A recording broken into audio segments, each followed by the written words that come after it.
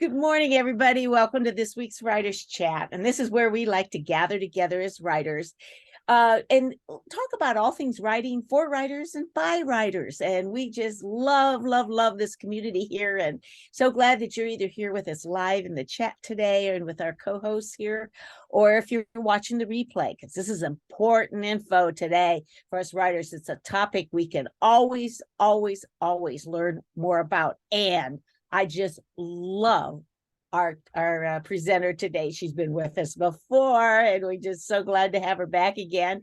So in order to introduce her in the topic, I'm going to turn it over to Norma to take it away. So take it away, Norma. All right. It is my honor to introduce y'all to Zena, who is a writer, teacher, and a podcast host. Her company, The Storyteller's Mission, offers services and resources to help writers tell excellent stories from a true biblical moral worldview. You can find her podcast, The Storyteller's Mission with Zena Dell Lowe, on YouTube or the podcast app of your choice. Or you can check out her advanced online courses for writers at thestorytellersmission.com. And today, Zena is going to talk with us about 5 mind-blowing insights to help writers show and not tell. And as Jean said, that's something we all can use, whether we write fiction or nonfiction. So Zena, help us to learn to show and not tell. All right. Thank you so much for having me. I love talking to this group. It's an incredible group, and everybody has such great input and insight and feedback, and it's wonderful. So I was excited when I was asked to return, and you specifically asked me to address show, don't tell, because this is an ongoing problem for writers, especially I think a little bit from the Christian community, because we have kind of gotten used to telling more than showing, because we always want to make a point or have a message with our story, which, hey, of course we do, because we have something powerful to say. But there's a way to do it, I believe, that can make our work better and more powerful. So what I did was, this is what you're about to get today is brand new, hot off the press, me thinking through some recent critiques, everything that I've been doing with clients and that sort of thing, and coming up with something fresh just for this group, trying to come up with, well, okay, what can I boil this down to? So it's hot off the presses just for you guys. And I'm really excited about it, because I think it's really good stuff. So I hope you will think so too. So what I did was, I started looking at my last, say, 7 to 10 critiques of manuscripts in particular, because I assume most people in your group are writing manuscripts and are not necessarily writing screenplays. And so I wanted to come up with, what are some of the common mistakes that I see in this particular area, and what are the solutions? What are the ways that these things could be solved? So I'm going to give you 5. Okay, so we're going to just dive right in. So number 1, one of the first things that I think people can do when they're trying to show and not tell is that you turn an informational scene into a dialogue scene. And what I mean by that is that instead of telling the audience or the reader something through the mind of the character, through the character's thoughts, you find a way to create that scene as a dialogue scene. So what does that look like? Okay, so here's an example of that. So and by the way, this is tricky, because the reason this is tricky is because we can do things in manuscript that we can't ever do in screenplays. In a manuscript, everything that we learn about the world is filtered through the character's head. It just is. Even if it's a third, you're writing in the third person, it's still coming through the character's head in a way. It's like, that's how we get all of the information. And so that's why I think it becomes really easy, if you will, to tell us a bunch of stuff from the point of view of the character's head, because that's already naturally part of the process when you're writing a manuscript. However, there are times when you can arrest that process and change it so that we're gleaning the information through a dialogue scene that you can naturally set up between one character and another, and all of a sudden the information as it comes to us is much more dynamically presented. So for example, in my and I'm so embarrassed, I keep talking about my novel that I'm working on. Well, how long has it been? 8 years, 9 years? I mean, I'm a screenwriter, I'm not a novelist. So I mad props, huge respect for those of you writing books, because clearly it's taken me a long time. Nevertheless, I still dabble on it from time to time. And so recently I was dabbling, and one of the scenes that I had was almost entirely from the point of view of the character's head. And I was giving information about the world from that character's head. And what I discovered, so I applied this rule to myself, and what I discovered is that there's another character in the scene that it was very organic for that character to ask a question that would launch into this sort of information being shared that also could be shared in a way where there was conflict in the dialogue.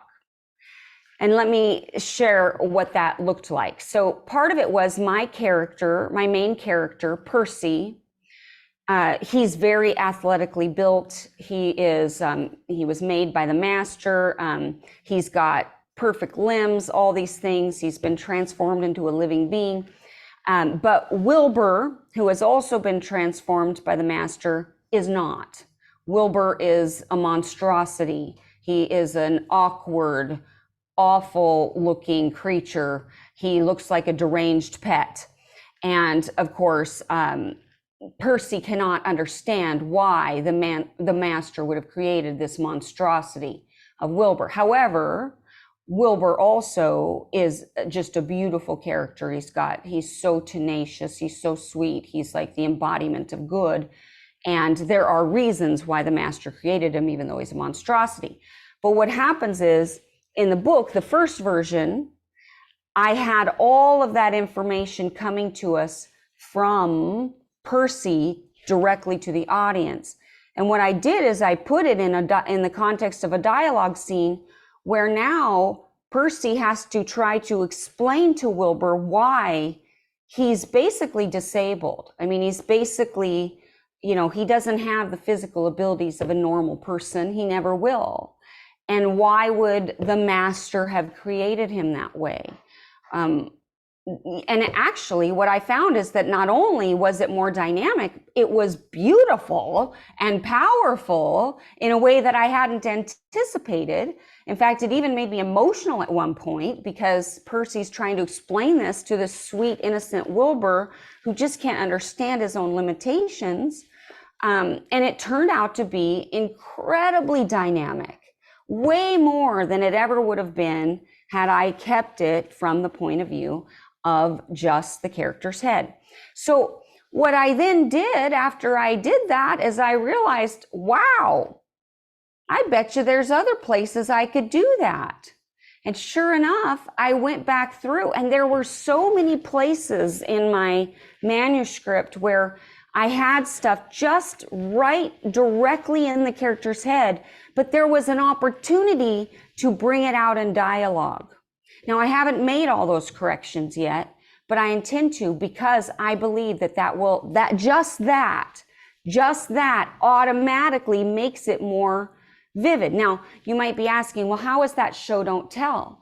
Well, I'll tell you, it's show don't tell in a number of ways.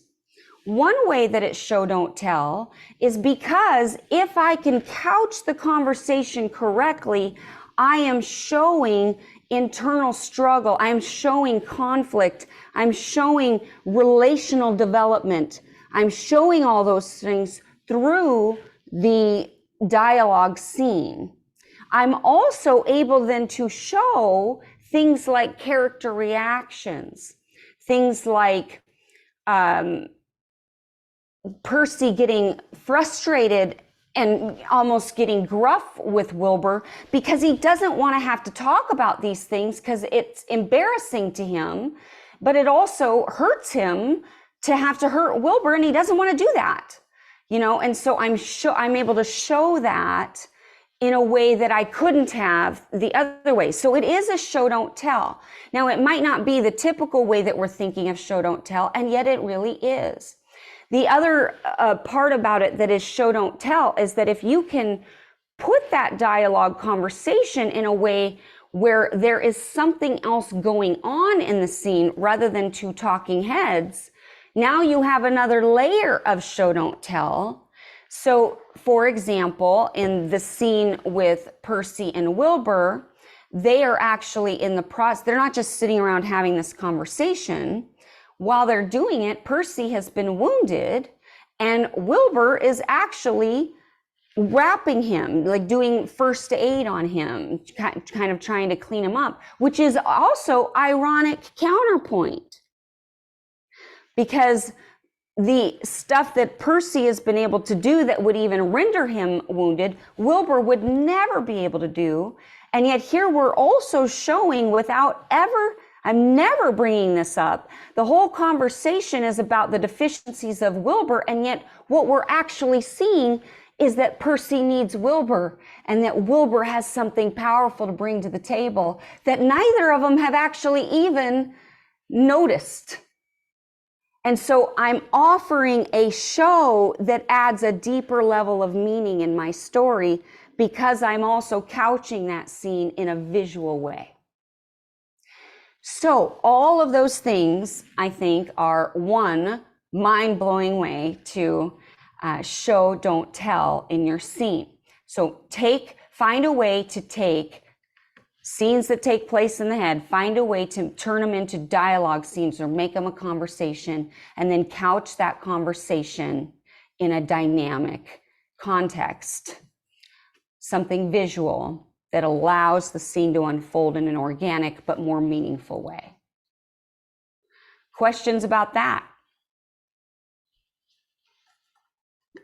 There weren't any questions in the chat, but everybody's really loving this idea. I think it's a wonderful tip and applicable. We can take it and use it. Right. And that's what I love about it too. It's not like asking anybody to do anything hard. Right? Like, honestly, it's easy. It's an easy, I mean, it isn't easy. I mean, writing is easy. You just open up a vein and bleed all over the page. It isn't easy, but it is simple in that regard. It's not like this huge idea that makes it really like hard to wrap your brain around. So everybody can sink their teeth into this one. Okay. Well, if there are no questions on that one, I will move on to number 2. And you'll have to stop me if something comes up in the chat because I'm not really watching the chat. Okay. There's too much multitasking. You know, my brain gets full. Okay. Number 2.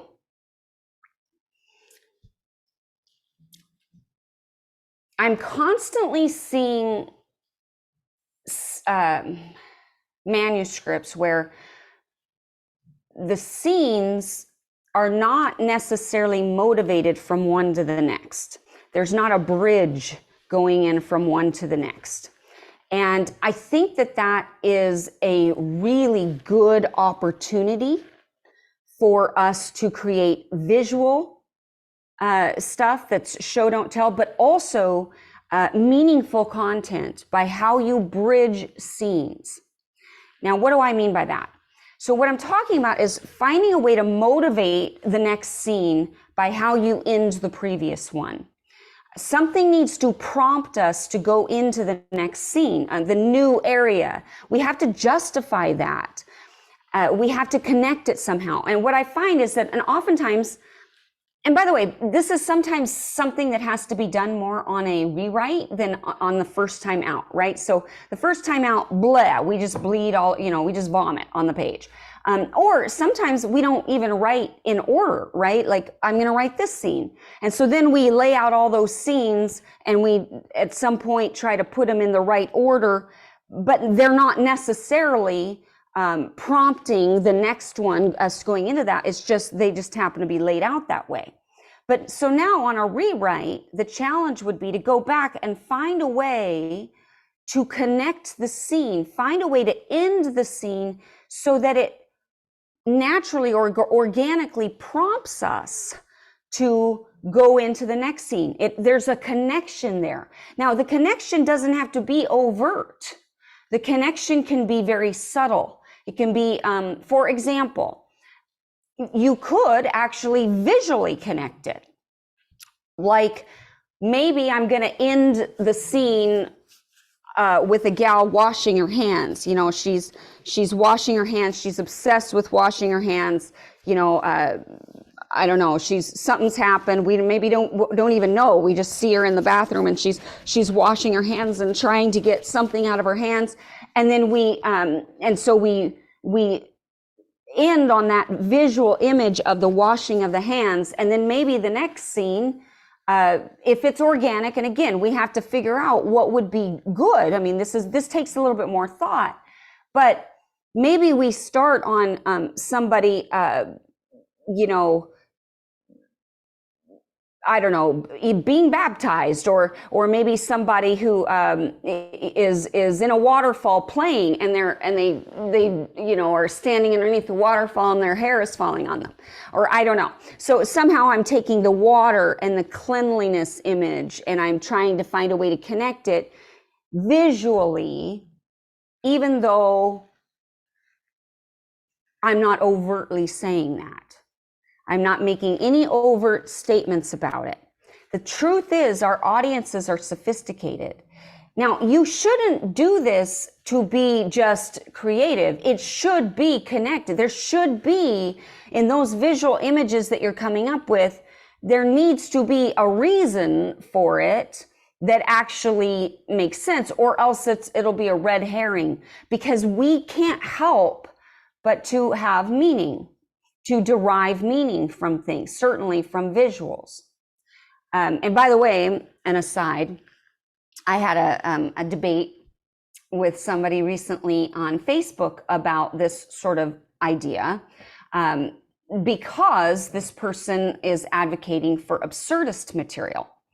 And actually, the conversation came out of the Academy Award-winning film, Everything, Everywhere, All at Once, which I loathed. For the record, I thought it was a terrible movie on a number of levels. And one of the reasons I thought it was terrible is because it was gratuitously perverse, because of certain images that they brought into the world that were just unnecessary, and they were gratuitous. It was just gross. It didn't have to happen. And so I was arguing that I thought that it was pandering to, you know, it was certainly pandering to the Academy. It was pandering to culture, a lot of the themes of this thing, but also image wise, like, and there was no mythology that really made sense. Like it was, you couldn't understand the rules of the universe. I thought it tried really hard to be profound with its themes, but really it was offering a very banal message, trite. It wasn't deep at all. And I think one of the scariest parts about this film is how everybody thinks it's so deep, and it really isn't. It's really silly. And so I was really, I just couldn't believe that. And the acting was phenomenal. I can say that. The acting was phenomenal. I think Jamie Lee Curtis blew the world away with her performance. And I agree with that. But that doesn't mean the film was good. So one of my reasons, though, is because of the use of visual images. Because, and this is what I was arguing to this other person, is that there isn't anything absurd I mean, Christians can't actually write absurd. And in fact, I don't think any writers can, because when you're writing something absurd, you're actually saying there's meaning here for you to derive. And a truly absurdist piece would be absent of meaning, because it would be absurd. It would be nonsensical. It would be chaos.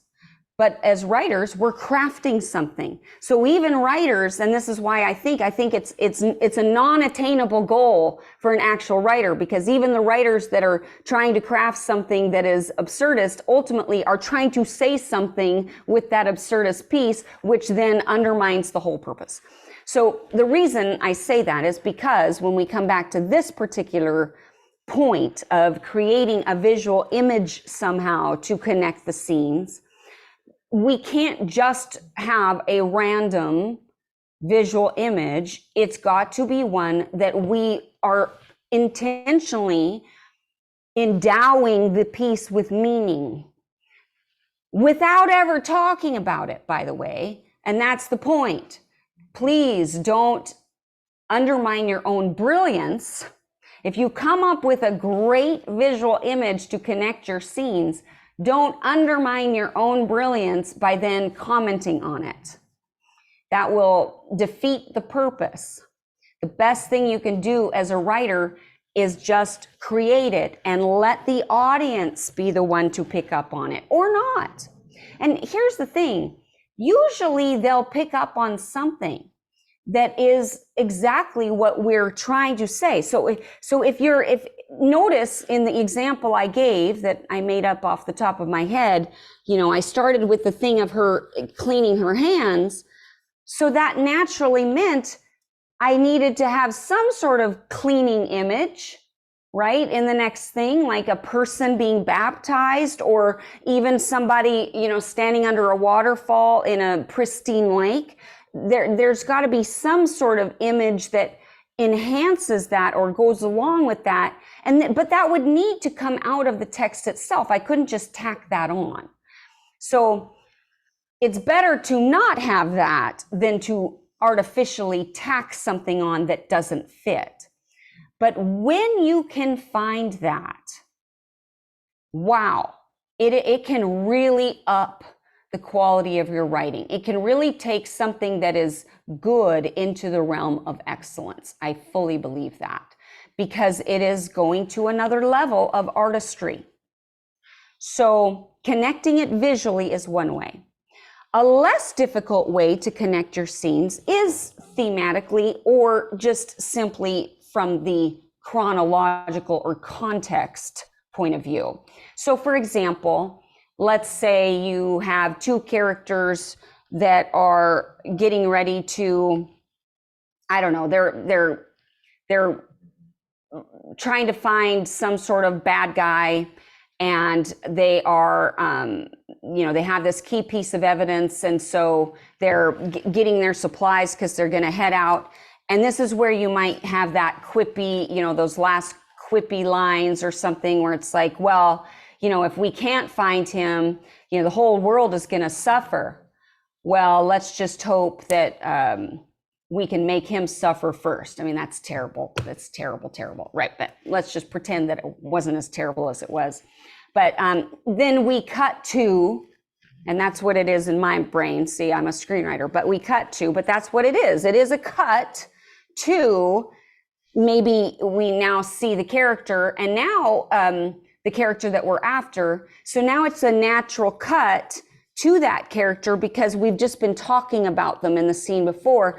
And then to add level to it, see if we can, again though, we're adding another level to it and making it more visual by ending on the thing where, well, let's just hope that we can make him suffer. And then maybe we show him, eating grapes and having the time of his life, which again is ironic counterpoint. He ain't suffering at all, right? But nevertheless, it's motivated, and now it's delightful. You see how delightful that is? Even though it was badly written, it was delightful.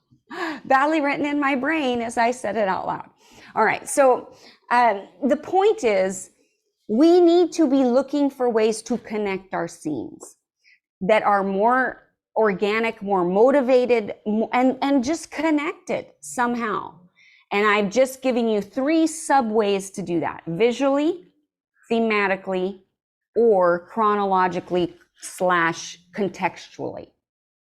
So if we're talking about a particular character at the end, then it's a natural way to go to that character once we go to the next scene. Or if we're talking about Or, if we're looking at a certain thing, then we can go, to something similar. You get the point. The idea being that we're just looking for a better way to connect these scenes, to bring it all together, because it is part of a bigger whole, and it will add a deeper level of meaning to your story. And it is a way to show without telling, if you resist the temptation to actually comment on it. Okay, I shall pause here for any questions, comments, concerns. Anything in the chat?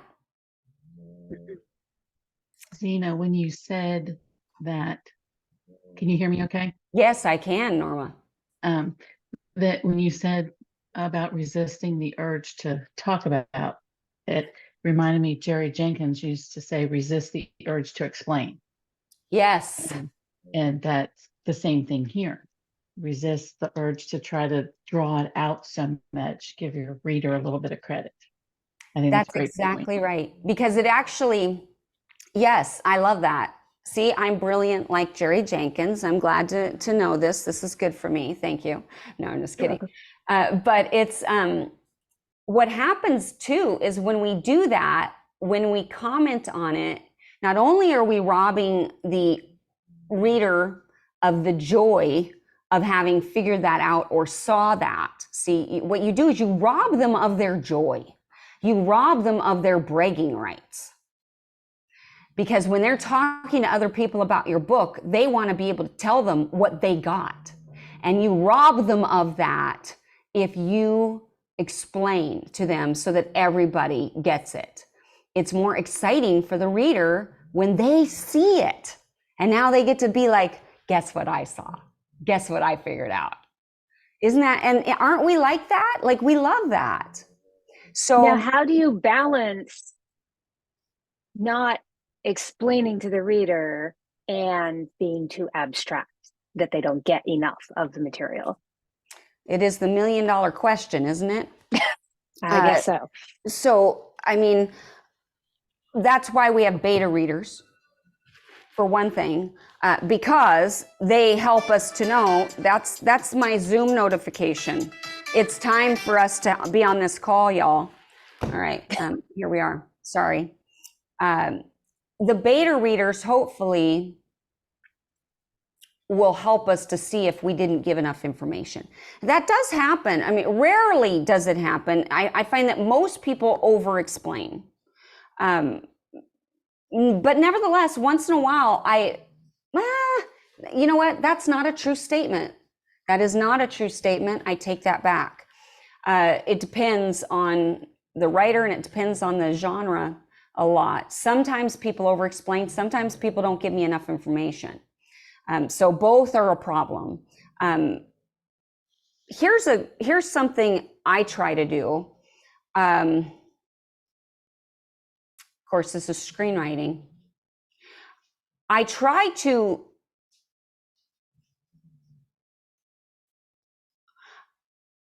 show character behavior and reactions without being cryptic. You know, sometimes we can try to be cryptic. I don't try to be cryptic about it. Like if the character, makes an expression like, or scoffs or whatever, I'll say that, which naturally is going to make the reader or audience interpret and the emotion and how that character is feeling about the situation or whatever. So I don't try to be cryptic. I don't try to be clever. I try to be clear. What I don't do is, I think when you go outside of the character's experience, that's when we, the author, are participating in what I call, author intrusion. That's when we're trying to speak into the text and really, and like almost subjugate the character and transplant the character for a moment to try to speak directly to the reader. And that's when I think that's when we fail. So I wouldn't worry too much about describing what the character is doing or how they're reacting. It's when you are supplanting them and trying to speak to the reader. I find that that's mostly when it happens. but that's just off the top of my head. So that's a great question though. And it's the $1 million question. If everybody could do it, everybody would do it. All right, let's go to number 3. If you must have the thoughts of that character happening on the page, then it should happen in the midst of action. Again, there are times, because everything in a novel, everything in fiction, in a novel comes to us through the character's brain. There's times where we're going to be in the character's head. But what you can't do, and Susan May Warren and I have talked about this, like you can't just have a character in their rocking chair rocking and thinking all these thoughts. I mean, that's just not a dynamic scene. They have to be doing something. So, for example, I recently critiqued a sci-fi novel that really has great potential. I really like this author. He's very talented. But in his opening sequence, one of the first things I tried to direct him to do is he tells us a lot of information just through the character's head. And he even has it in the midst of action, sort of, but it's action that sort of like peters out, and then we just like stay in this one moment for a really long time while all this stuff is happening. And so the story is not like moving forward. And so what I encouraged him to do was to rework that opening chapter where we actually get to see more about the character, who they are inside, as we're learning these things about the world. Because see, it's sci-fi, and so there's so much he's trying to get us to understand about the world itself. So for example, let me just see if I can be more specific and less cryptic here.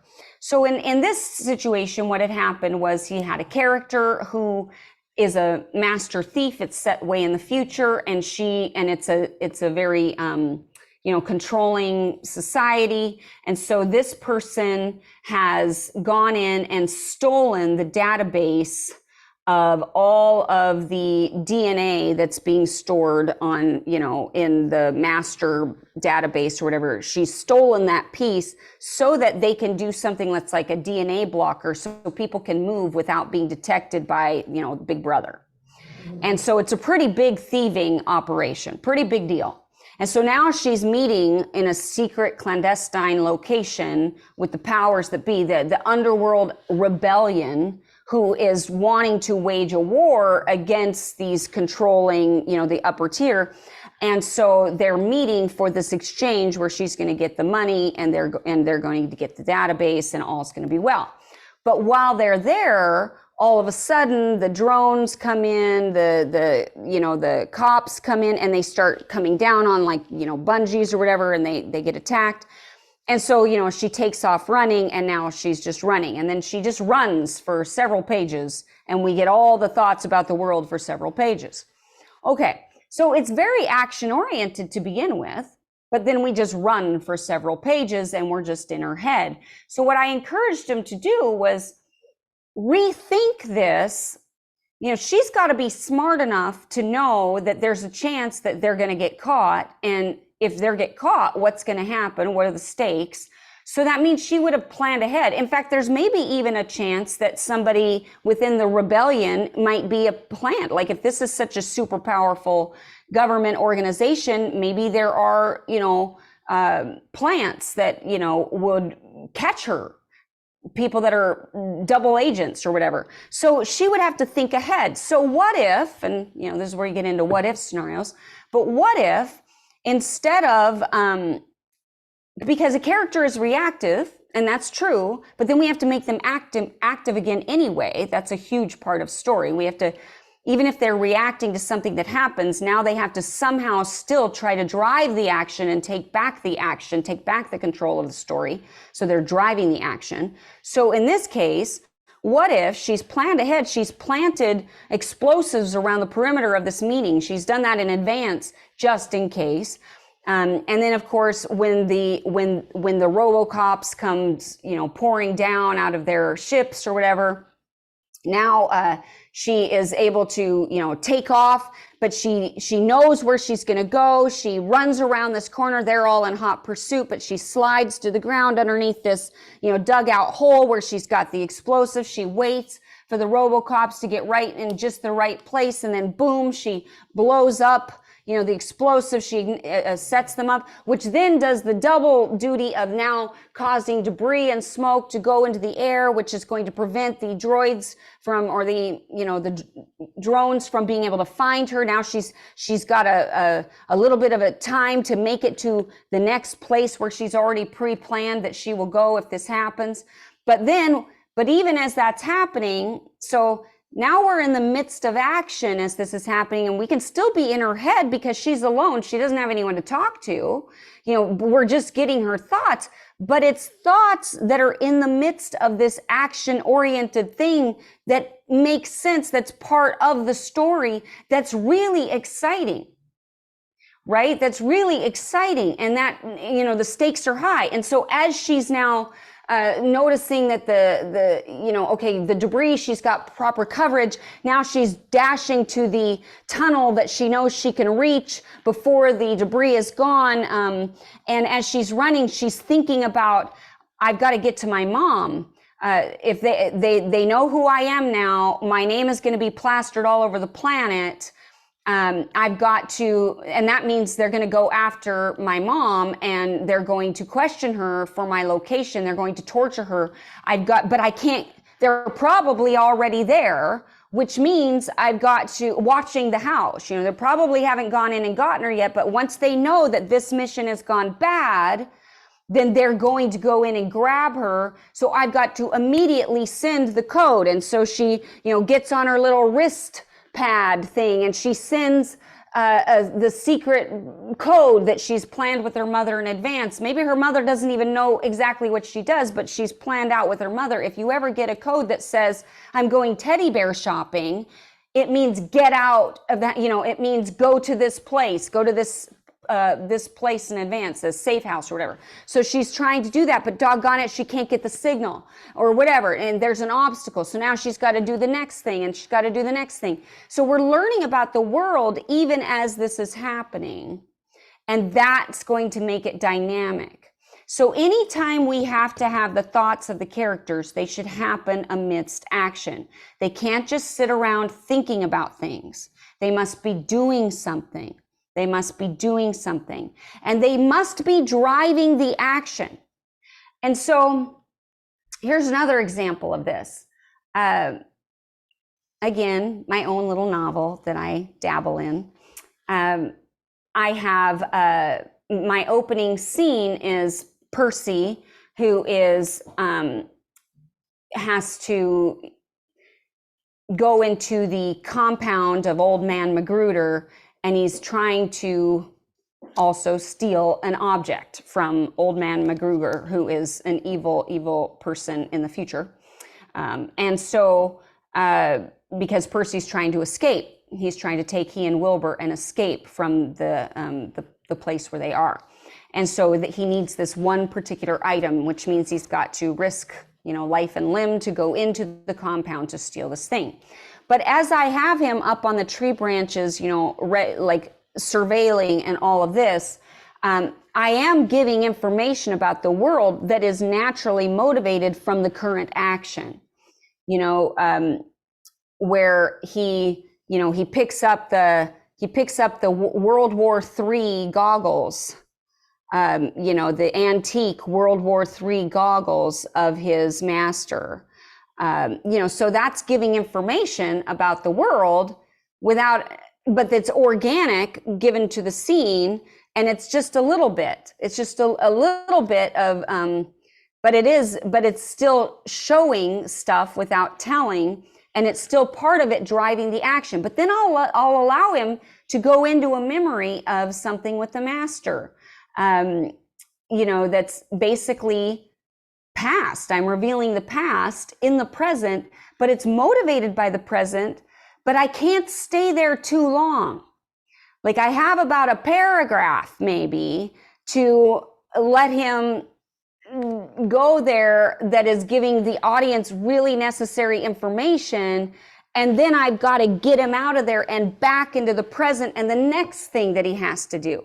And then there can be another thing that is about the world. And, you know, like I talk about Old Man Magruder being part of the new Highlands, that, you know, and the criminal underground that's developed in the wake of the incessant warfare and blah, blah, blah, blah, blah. And I talk about Old Man Magruder and I describe him and some of his tactics and how he likes to maim people and blah, blah, blah. And this is a children's novel. So anyway, the point is that when you have these moments of being in the character's head, when you can design them around action that is motivated in the present, it doesn't feel like we are stagnant. It feels like the story is still moving forward, and all of that starts to feel organic. It all starts to feel really, really good to the reader. They don't feel like they're being spoon-fed. And that's one of the tricks, I think, of getting good exposition, by the way, is that you couch it in present action. The best exposition is couched in present action. And dialogue. A dialogue scene would be present action. So hopefully that makes sense. We don't want to lose the urgency of the scene. So we want to keep propelling the scene forward in action. All right. Yes, maybe mom has an escape hatch underground. Yes, good, Laurie. Woo woo. I just pulled up the chats. Okay. Anybody else have any thoughts or questions or ideas on point number 3? So the point number 3 is that if you must have the thoughts and the action of the characters, you couch it in the midst of action. You try to put it in the midst of ongoing action where they are driving the scene forward. The scene must be being propelled forward. Okay. Leslie had a question earlier. She asked, if you're showing a lot, does it not take the deeper emotion away from the character? I get that you have to show action, but how do you show the deeper emotions in an action? Oh, that's great.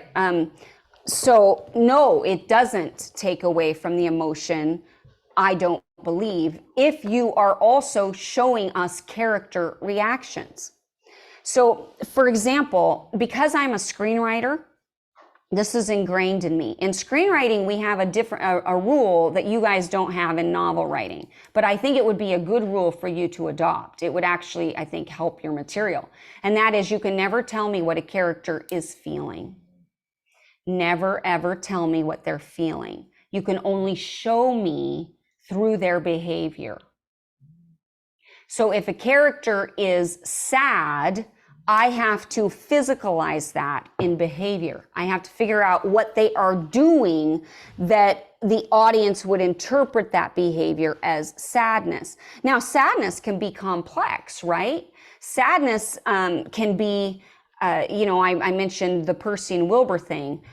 Well, there's a moment where Percy, he gets really gruff with Wilbur, really kind of rough, and, okay, get off, pushes him away, shoves him off, moves his arm like with the new bandage and just like really is kind of rough with Wilbur. But but that's behavior that I'm describing, that I never actually say what Percy is really feeling about Wilbur. And really what Percy is feeling is helpless to, he cares about Wilbur desperately, and it makes him angry that he can't help Wilbur. And so anger is always a secondary emotion. The real emotion underneath is always either fear or sadness. It's one of those two things. And I think for Percy, it's both. He's afraid, but really, I think he's afraid for Wilbur. more than anything, because he's taken it upon himself to try to help Wilbur, even though he himself could escape by himself if he wanted to, but no, he can't do that to Wilbur. He can't abandon him. And so there's fear for both of them, but there's a lot of fear for, will Wilbur survive once they get out of here? How's this going to work? But he has to take the risk. And so my point is, I'm showing his reactions without ever commenting on them.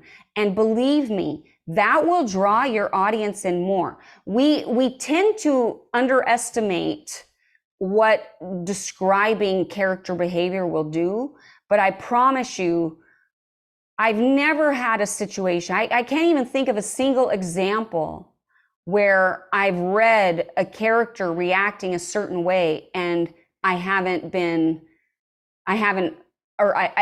wished that, boy, I wish the author would have spelled that out for me more. Or I can't think of a single time where I've thought, they really should tell me that the character is sad, or anything like that. Like I never have that.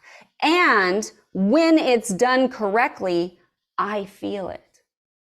That's what bonds me to the character. That is the emotional connection that they've made with me, because now I'm invested, because they didn't need to tell me how he felt. I got it and I felt it too. So I think it's actually far more powerful, but it is a tricky thing. So the key is to really try to focus on the behaviors. And this is why I'm not opposed to microscopic descriptions in story. We can't do it as much in screenplays, but what I mean by that is, those sentences that say something like, there was a nearly imperceptible twitch of the eye, or whatever, like where the character is so in tune that they see an almost imperceptible twitch, which, now he knows that the bad guy is disturbed underneath the cool facade. And that's awesome when we get to see those things. And that's, again, we're getting it through the main character's point of view, because they're the ones that are observing the world and then translating it to us. So him noticing even something microscopically like that is showing us, but notice he's showing that through behavior rather than telling us, yeah, this guy is really, really disturbed deep down. We just can't see it. That sort of thing. So I would try that. I would try limiting yourself so that you can only describe character behavior. See what that does for it. That's a great way to show and not tell. Hopefully that answers your question. Okay, number 4. This one probably seems logical or obvious, but it isn't. Oh, good. I'm glad that answered the question. It isn't, because I'm seeing a lot of things come in that aren't having this. And this is kind of, this is really rule number 1 or ground level stuff. But basically, you simply must describe the setting. You must describe where we are. We have to have an idea of where we are in every single scene. Now, we don't need to know everything. And I know we talk about the 5 senses, right? Like what you see, what you smell, what you taste, what you feel. What am I missing? What you hear. Yes, there's 5. And you might not need all of them at all scenes. You might not. You have to sometimes pick and choose. Nevertheless, you simply have to set up. You need to help us to see physically where the character is oriented. If you don't do that, it will lend yourself to talking heads. It will produce this we're only in the character's head. It's not just for the reader, it's for you. Because when you create the environment, now the character can interact with it. If you don't take the time to create the environment, there's nothing for them to interact with, and you're more prone to just stay stuck in the character's head. So do yourself a favor and create the setting. Now, what I've noticed too is a lot of times there is a disconnect between the physical environment that the writer is creating and, say, the action that's unfolding. Let me see if I can explain this. For example, I remember somebody turned in a critique where they had a character pulling up in the car. One character was pulling up in the car while these other two characters were standing there waiting for the car to approach. And I mean, the two characters that are waiting for the car to approach had this majorly long dialogue scene. So, I mean, they're putting it in a dialogue scene and everything. And yet, I remember writing, well, how far away did this guy park?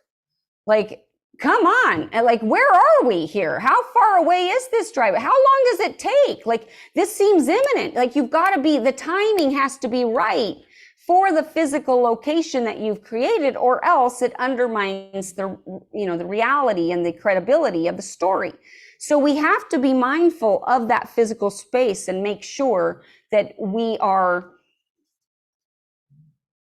giving it dimension in that way. And we're cognizant of the reality of the limits too. But that will really help us to understand the story, and it will really help us to show and not tell.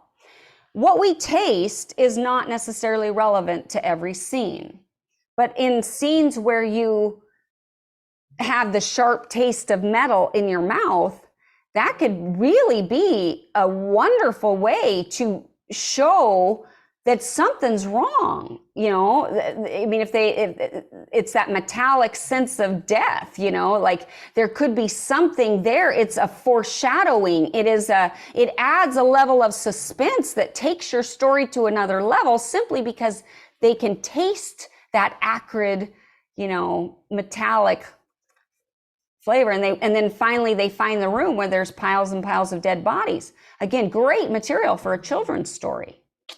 Kidding. Okay. I once had an author say that, this particular person, this was a relatively recent critique, and he never set up any scene that he was in. He never gave me any sense of environment, never. And I commented on that, and he said, well, I skip all that when I read it, so I don't put it in for my reader. I think it's boring. Oh, okay. Well, it ain't boring to me, and maybe you're reading the wrong books, because the books I'm reading that's not boring. It's essential. If you're, and really, if you're super bored with that sort of thing and you want to just get to the dialogue, then maybe you need to be writing something else, maybe not manuscripts, because the whole point of a novel is that you have to be able to create that space. You have to be able to create that. My other author, the sci-fi author, when I asked him about this, because he had all this great action, but then he never actually described where we were. It's like he made assumptions that we would just know, almost like, and we do that sometimes. Sometimes it's so clear in our head that we don't actually take the time to describe it for the audience. We just assume they get it. And I asked my friend whose critique I did, and he said, oh yeah, I just didn't take the time to do it. I kind of just thought, I guess I thought everybody was there with me. Oh yeah, like he didn't even notice he'd missed doing it. So we want to make sure to do that. Okay, so again, that's number 4, basically just taking the time to set up the environment, what we see, all those things. Any questions about that before I move on to point number 5? All right. So lastly, number 5, you must think of each scene as a little mini story with an arc of its own. And here's the important part of this. The character must change over the course of even that scene. Now, what do I mean by that? Now, this can be a very small thing.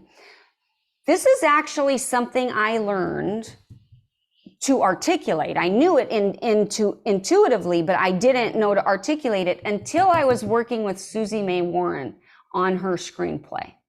And this is when it hit me. I was like, oh, I know what's missing. Because she had these great scenes, everything in her screenplay, it should have made sense. It should have worked, but there was something missing. And I realized what it was. It's that in her scenes, she was using the scenes visually, all those things to establish what the character was, but nothing happened internally, emotionally to that character. Necessarily. I mean, they did later, but in the beginning, in her opening sequences, the characters weren't changing. It wasn't changing. And therefore, the cuts to the next scenes weren't motivated. See, this is part of what motivates us going to the next scene, is that the character ends the scene in a slightly modified emotional place.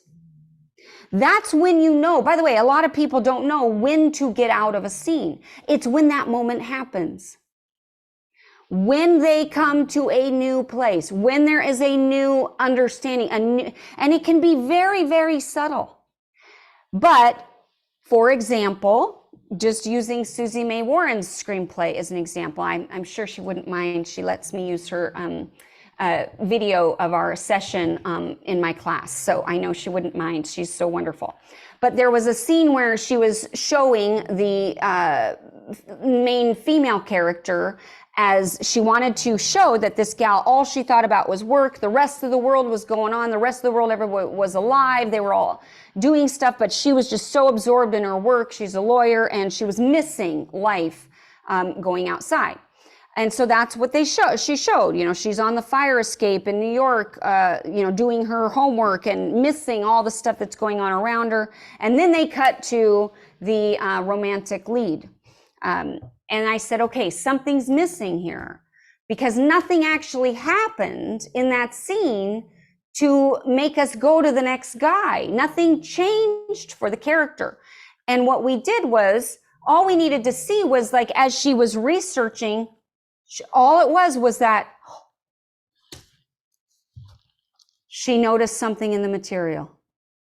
And now the scene accomplished something emotionally, internally for that character.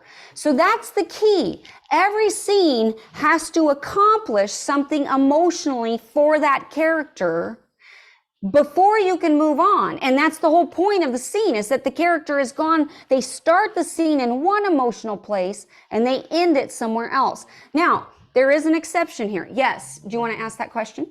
Well, I was just going to ask, how does that apply when you have a character with a flat change arc? And maybe you were going there. Okay, good. So there is an exception here, which is,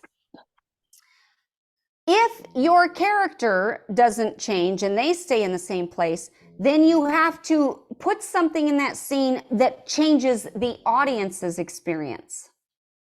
So let me give you an example. Let's say I have a character who is, hey, let's say it's Little Red Riding Hood, right? And Little Red Riding Hood is do. She's got her little basket of treats and she's going into the forest and she's oblivious to the dangers. Do. She's going out there. But then I would show someone watching her through the leaves, and you know, the crinkle, you know, the crunching of the leaves of thunk, thunk, thunk, or whatever on the ground. And now the audience goes, oh, she's in danger. So even though Little Red Riding Hood is oblivious, we're not.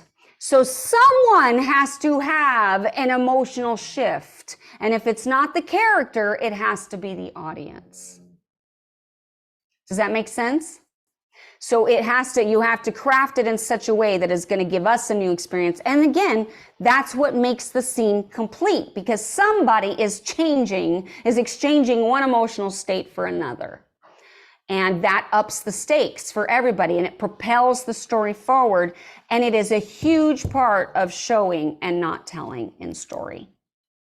So those are my 5 mind-blowing tips on how, to show and not tell in story. I think they're all very, very doable, very practical, immediately applicable. Hopefully you can even be seeing things right now. You can go back to your work in progress and see ways that you can do that. Any questions?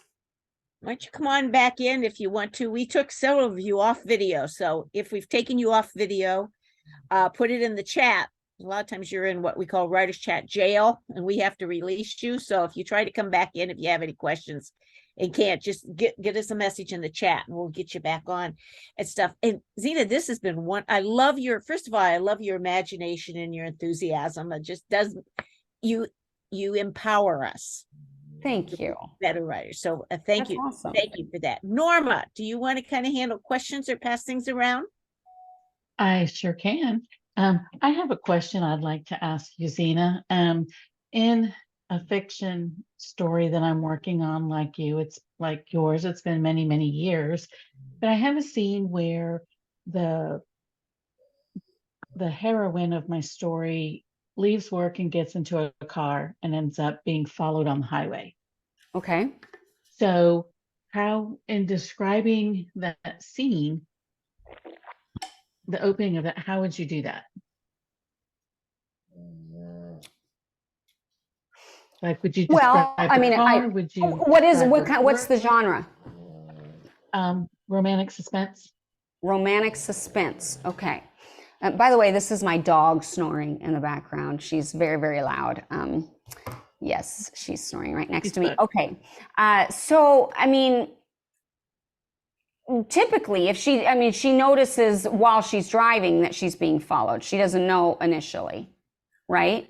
So that's definitely an emotional change that happens in the scene. It's like, she gets out and, probably she's got 1,000 things on her mind. She's thinking about her sister. She's thinking about, gosh, that cat down the road. I wonder if it's okay, the neighbor's cat that went to the vet. I should probably fix lunch for that person at the church. And oh gosh, oh man, I forgot to pick up the laundry. And I don't know. I don't know what's on her mind, but she's distracted in all these things. And maybe as she pulls out, that's the first time you see she happens to notice a car, doesn't think much of it. And next thing you know, she's driving along and she happens to, she's still lost in thought and she slams on her brakes because the car in front of her stops. And then she looks in her rear view mirror to make sure the person's not going to rear end her. And then she notices that car.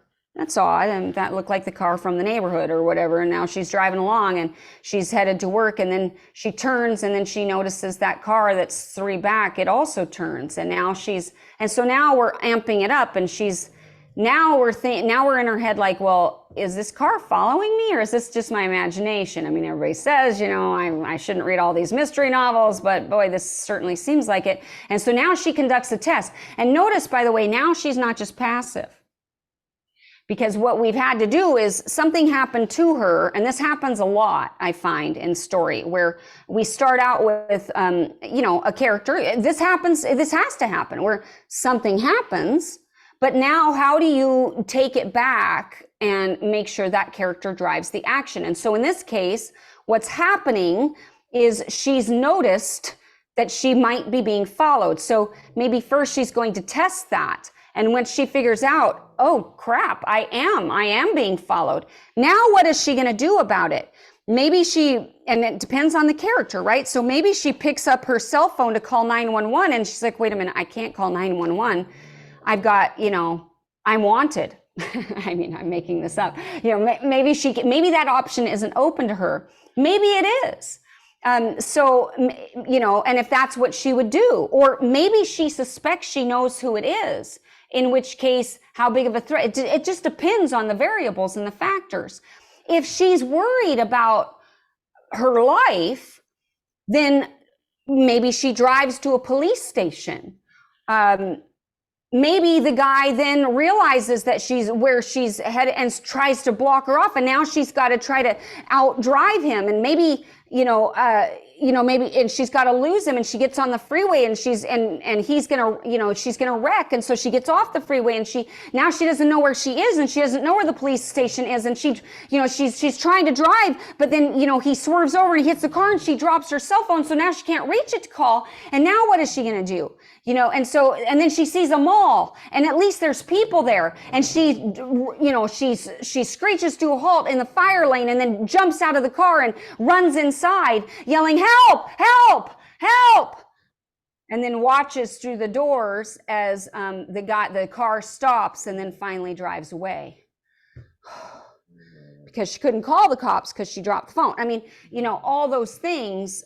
But it just depends if she's really worried about her life, or if she suspects that maybe it's somebody following her who is, you know, a private eye that is trying to get information from her. So maybe it's okay, they don't know that I know that they're on to me or that they're following me. So now I can give misinformation. And so now she smiles, and she was in the turning lane to, you know, she was going to turn right, but instead she goes straight and she takes him somewhere else, and she's going to take him on a wild goose chase. And maybe she ends up, you know, she has a way to ditch him somewhere, and then she can go to the meeting she was going to without being tailed, and she's victorious. And then we get to show that side of her character. She ain't no dummy, and she's a, you know, a smart cookie.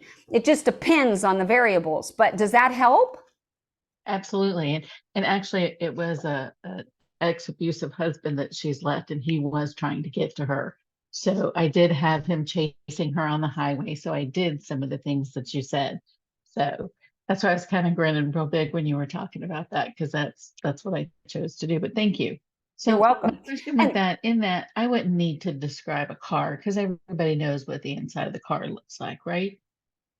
No, you don't need to describe the inside of her car. No, but what you, I mean, except for the thing is like, you would describe the car as the action unfolded when it was necessary for the story. For example, if she's driving a Honda Accord stick shift, and, you know, she picks up her phone to dial, but then has to swerve and drops it in between the cracks, in between the bucket seats. And as she's trying to reach down there, you know, she feels the, you know, I don't know, the wires that are still, and then the phone's stuck between the wires. So you end up describing some of that stuff only because as it pertains to the action. But no, we don't.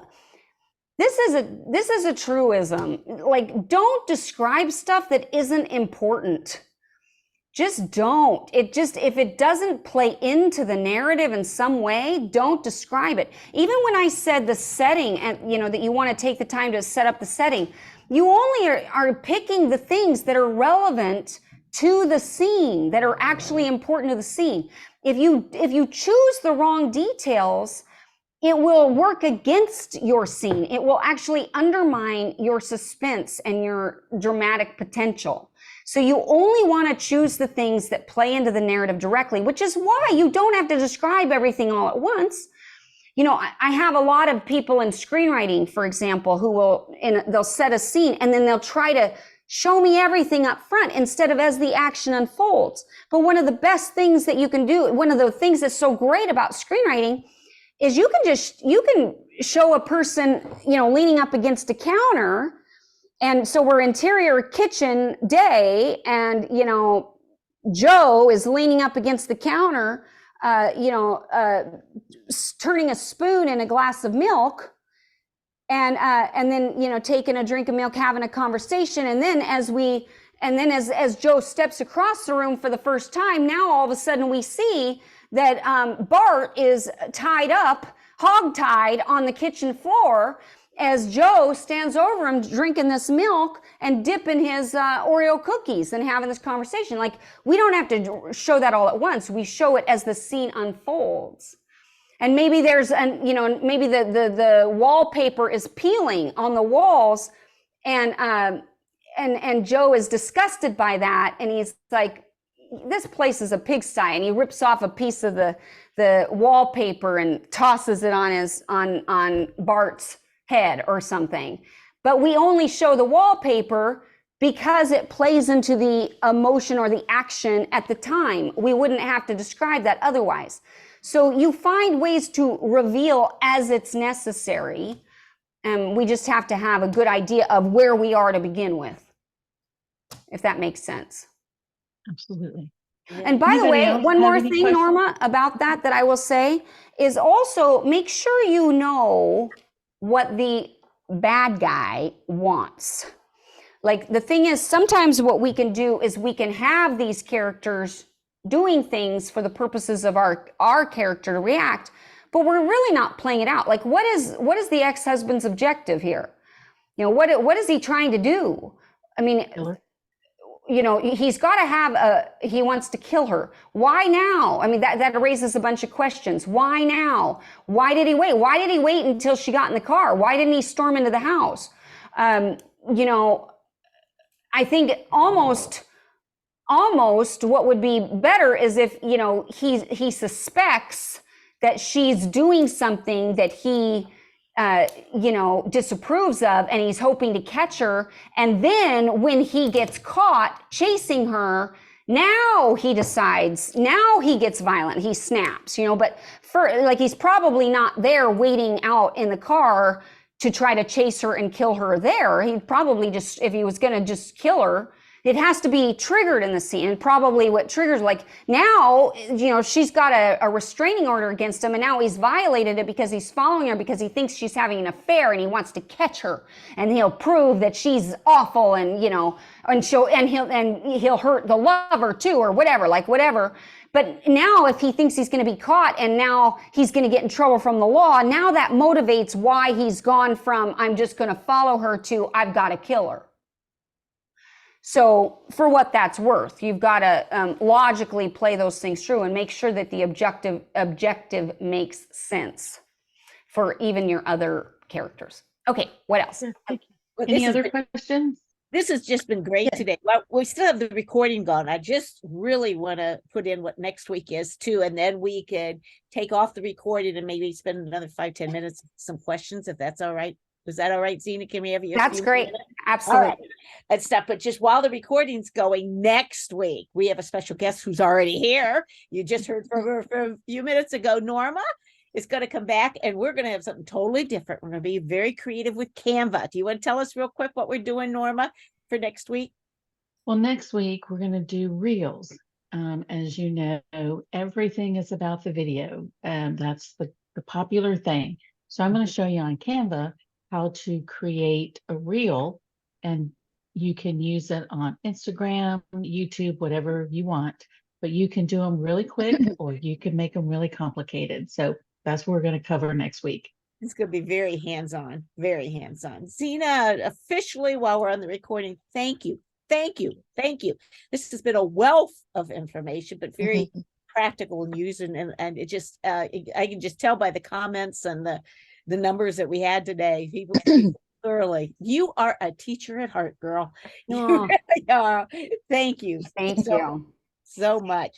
And we invite those of you that are here to stick around for a few minutes we'll have a few more minutes of questions and stuff. But if everybody, thank you for taking the time to watch the replay. Thank you for being with us today, and continue, please keep writing. Thank you, everybody. Bye now.